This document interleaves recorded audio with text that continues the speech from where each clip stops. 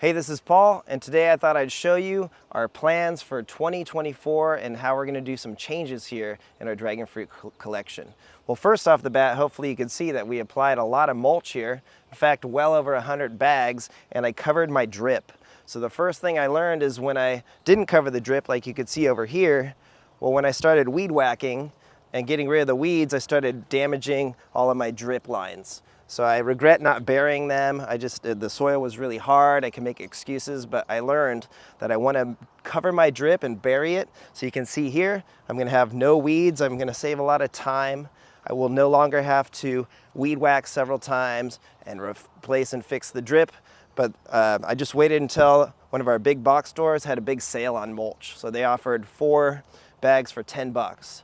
So you can see I bought over 100 bags. I laid it nice and thick. I don't use a weed cover.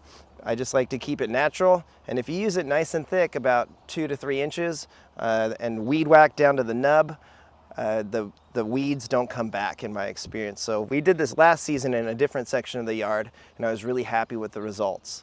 So this weekend I finished all the way down to here, redid all the drip. And you can see I'm using these stakes and keeping the drip line really close to the pots. Also, I've put some holes in my pots so that way the drip line can go in through the side here. If you could see my finger here, Scott.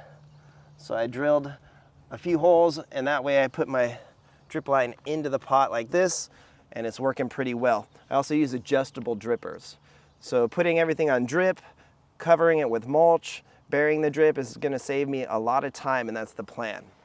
Now, in addition, we have so many varieties, I'm no longer collecting dragon fruit. I just want to grow the best. So sadly, some of these plants I've started to pull out and swap. Like in this case, I actually just pulled out a Natural Mystic used to be here, and now I replaced it with Purple Dawn and Sour Patch Kids. So Natural Mystic would always rot over the winter, and the fruit was always just okay. And so I'm not okay with growing just okay fruit. I want to grow the best, and I really prefer magenta flesh varieties. So you can see we're changing it. You can see I started weed whacking here. Still have a lot of work to do. I got to bury all this drip, buy some more mulch, take care of these plants. And what I've learned over the years is I really have had enough of the Ocamponus. It's not my favorite. So my next project is I'm going to tear up this Tricia over here, as you can see, and replace it with something new. Because I love Tricia, I love the look, the fruit's okay, but I don't want to waste a whole trellis on this variety. It's also really, really spiny. So the more I get into varieties, the less I really like super spiny varieties.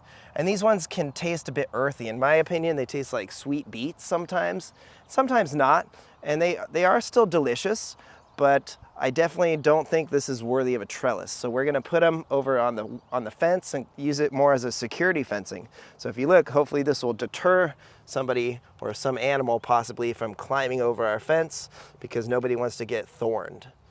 So I will say what I've noticed is the Ocamponus, like Tricia, here's El Grullo, but when they have this new growth that's really, green, like you could see, it tends to be a better flavored fruit for the Ocamponus, in my opinion, as opposed to some of the ones down there that are red. So generally, a lot of these Ocamponus are just gonna get pulled. I'm not gonna get rid of them. I'm just gonna put them along the fence and use that different trellis system because I really wanna reserve these types of trellis systems for the best varieties that I could grow and the best tasting ones. You can see Paul Thompson's Ocamponus here. Again, it hasn't fruited for me. It's very green on the new growth, which indicates it's probably gonna taste better than one with red new growth. And another thing I should add about Ocamponus is they're not as productive. They take a longer time to grow, large, a few more extra seasons, and then a lot of the times they don't produce more than 1 or 2, maybe 3 fruit for the whole season. And some of them, like these ones from Mexico, they were not very cold tolerant.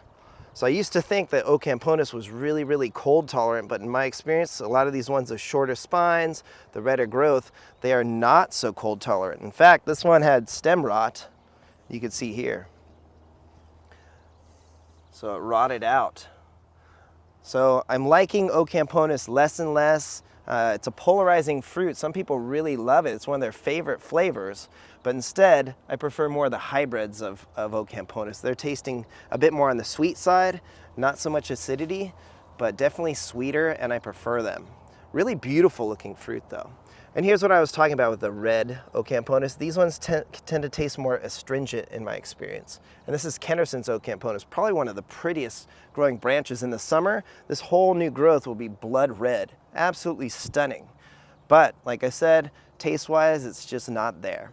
So you can see I've removed quite a few already. This was, shoot, I can't remember offhand. Mr. Wu was over here, but I removed something here. I think it was Edgar. And I replaced it with, here's Mayan, which is very similar to Sugar Dragon. I believe it's a Hawaiian plant that was out there, and Capri Sun, which is from Puerto Rico. So again, I'm replacing these subpar kind of red flesh varieties that just don't taste as good as Magenta or some of these hopeful hybrids that we're growing here. So you can see I also removed, this was Mr. Wu. It had so many, it was very productive, but my family never liked the fruit. In 3 years that we've gotten fruit off of it, so I replaced it. And this one is hopefully going to be a really sweet Undatus. This one's from Puerto Rico, a seedling, and it was Brixie in the 20s.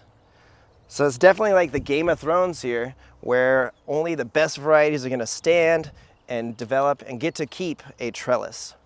So you can see up here we have a lot of really other productive, hopeful plants. Like this one hasn't fruited yet. Hopefully it will. This one is which one is this? Total Eclipse. So I never had a fruit from it. People say it's good, and it looks like it's gonna fruit this season. So like I said, the Ocamponus and some of the red flesh are gonna go. I'm gonna put the Ocamponus here along this fence. It's kind of my plan. So you can see I've just started to put some here, and they tend to be really spiny, and they're just gonna get this section. Also this season, I wanna finish this row here. I wanna do one more row of pots, and then I think I've had enough dragon fruit pots. So I plan to finish this row here, as you can see, and then one row down, I want to do actually in the ground. And we're going to try something that we talked with our friend Tim, who is a Sumo citrus grower. And he recommended trying to use a mound, and we're going to build kind of a triangle out of metal to keep the gophers out, and then do a new style trellis system.